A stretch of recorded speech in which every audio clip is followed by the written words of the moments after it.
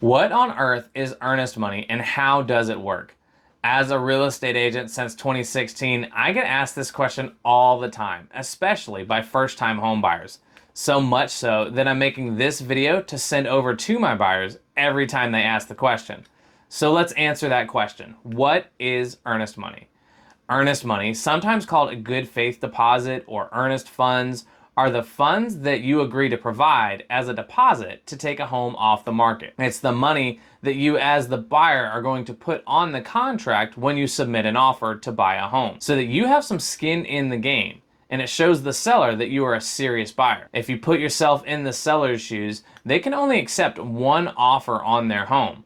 So by accepting your offer, they're telling all the other potential buyers that their home is no longer for sale and are agreeing to sell it to you. So the main point of this is to give the seller some compensation if the buyer decides to back out, because they've agreed to take their home off the market for a period of time, sometimes months.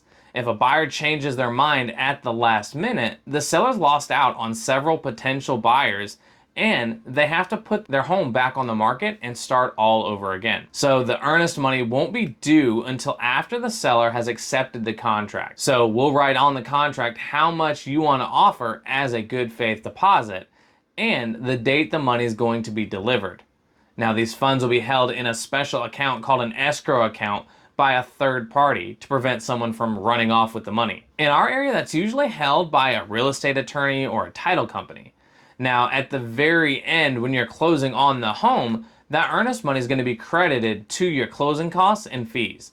So, for example, if you put $2,000 in earnest money down and it turned out that the attorney fees and the lending fees came out to $5,000, you'd only need to bring $3,000 to close because you've essentially prepaid those costs with your earnest money. So it's common for people to see earnest money as an additional fee when really it's just prepaying your fees in the end. So let's talk about how you don't lose that earnest money.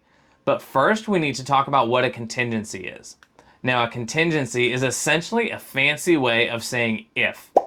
A contingency on a contract to buy a home essentially says, I'm willing to buy this home if.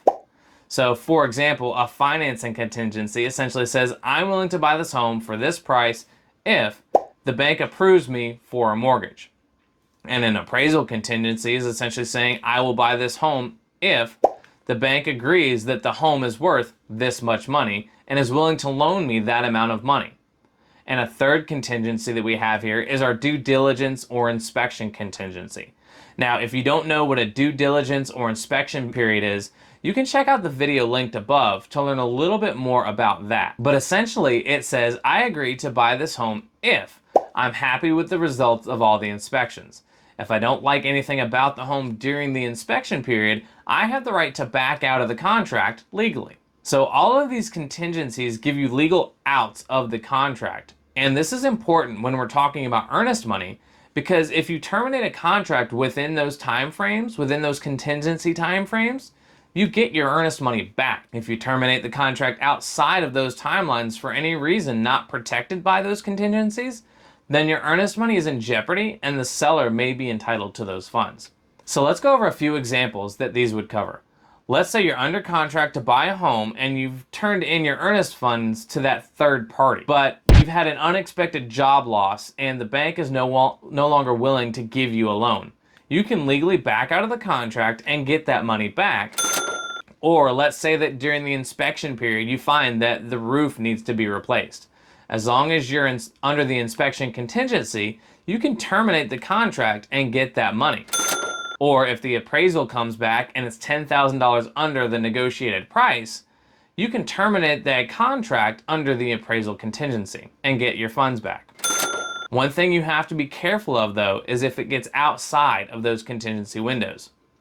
For example, the contract here in the South Carolina Midlands allows for a 10 business day inspection period.